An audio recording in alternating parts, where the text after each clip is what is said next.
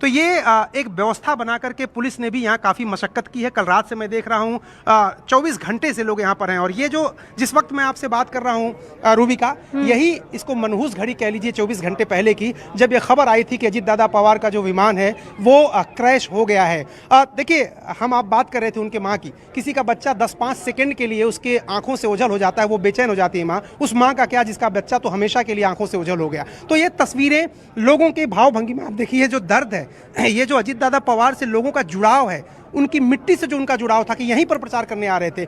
ये जो पूरा कैंपस है, राकेश नेगी जरा दिखाइए, दोनों तरफ मैं देख पा रहा हूँ हजारों की संख्या में लोग बैठे हैं, हजारों की संख्या में पुलिसकर्मी यहाँ पर तैनात हैं पूरे इस विद्या प्रतिष्ठान में। लेकिन इसकी भी एक कहानी है। शरद पवार ने इसकी नींव रखी थी और आज पूरे महाराष्ट्र में या देश में अगर सबसे आधुनिक टेक्नोलॉजी की बात करिए, लैब की बात करिए, जिम्नेजियम की बात करिए, पढ़ाई की बात करिए, पूरा जो कैंपस है वो अजीत दादा पवार ने पिछले 25 साल में उसको सींचा था अपने खून पसीने से। आप देखिए सामने गर्ल्स जिम्नेजियम है, दूसरी तरफ बॉयज जिम्नेजियम है। मैं रात में छत पर चढ़ने के चक्कर में मैं वहाँ चला गया तो मैंने देखा किस तरह की आधुनिक सुविधाएं हैं।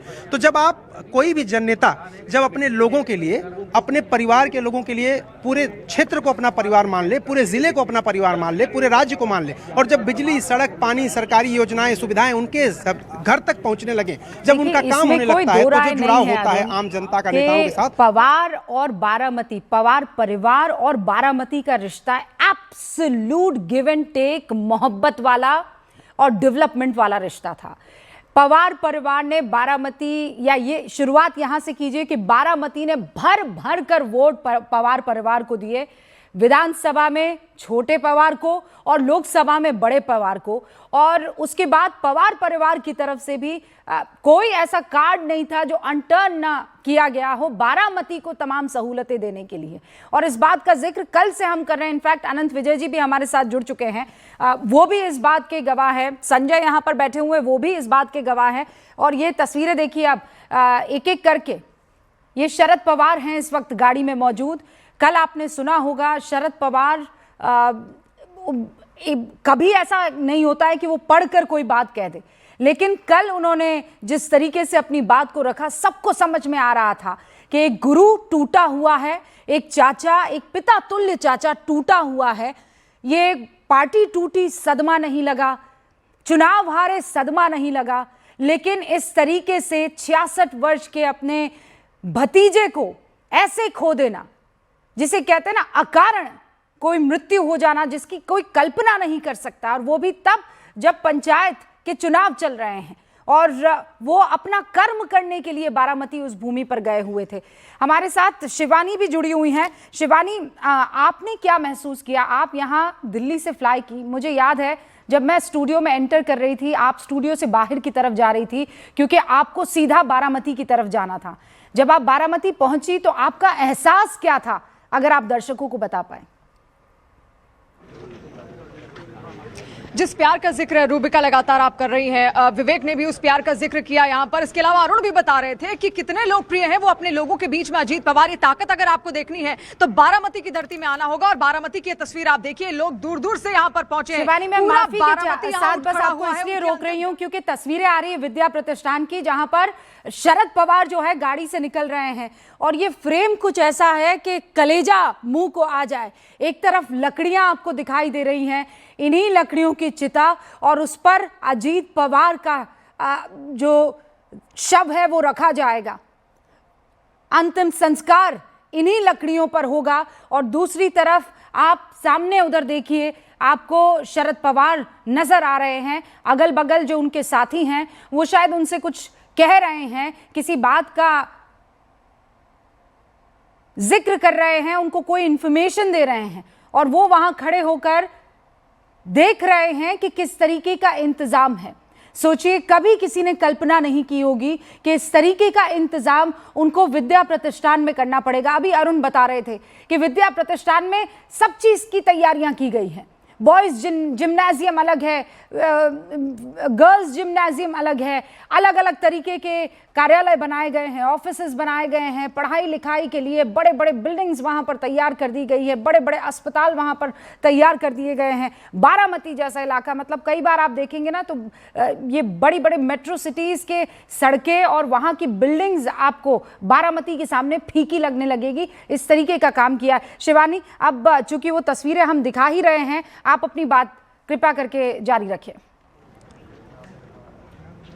जी रूबिका, बस मैं आपको ये बता देना चाहती हूँ, काठेवाड़ी जहां से उनकी जो शव यात्रा निकलनी है वहीं पर मैं मौजूद हूँ। यही उनका आवास स्थान है, यही उनका निवास स्थान है। जनता दरबार लगाते थे यहाँ पर अजीत पवार, और कुछ ना बोलते हुए तस्वीरें सब कुछ बयां कर रही हैं। यहाँ के लोगों से मैं बातचीत करूंगी जो रो रहे थे। जब मैंने उनसे पूछा, बहुत भावुक थे, कहीं की आंखें नम थी, महिलाएं बोलने के लिए तैयार नहीं है। क्या कहेंगे आप, किस तरीके से याद कर रहे हैं अजीत दादा को? बहुत अच्छा है हमारे दादा, हमारे गांव के हैं, हमारे इधर रहने वाले, पूरे गांव के नहीं पूरे महाराष्ट्र के दादा है। आप सब अपने घर की मुखिया की तरह देखते थे उनको, आज किस तरीके से विदा कर रहे हैं उन्हें? अजीत दादा एक महाराष्ट्र के ऐसे नेता थे जो कभी शब्द देते थे तो वो पूरा निभाते थे। तो इसलिए हमारा तो बहुत नुकसान हो चुका है, महाराष्ट्र का बहुत नुकसान हो चुका है और पूरे देश का भी नुकसान हो चुका है, क्योंकि ऐसा नेता अभी पैदा नहीं होने वाला। क्योंकि कोई अगर उनको निवेदन देता था तो वो निवेदन पढ़ के उसके ऊपर कार्रवाई करते थे। आजकल कोई निवेदन लेता है कोई देखता नहीं। अभी मतलब हम जैसे कार्यकर्ताओं का इतना बड़ा नुकसान हो चुका है कि हम इससे सवर नहीं पाएंगे। अभी बहुत नुकसान हो चुका है हमारा।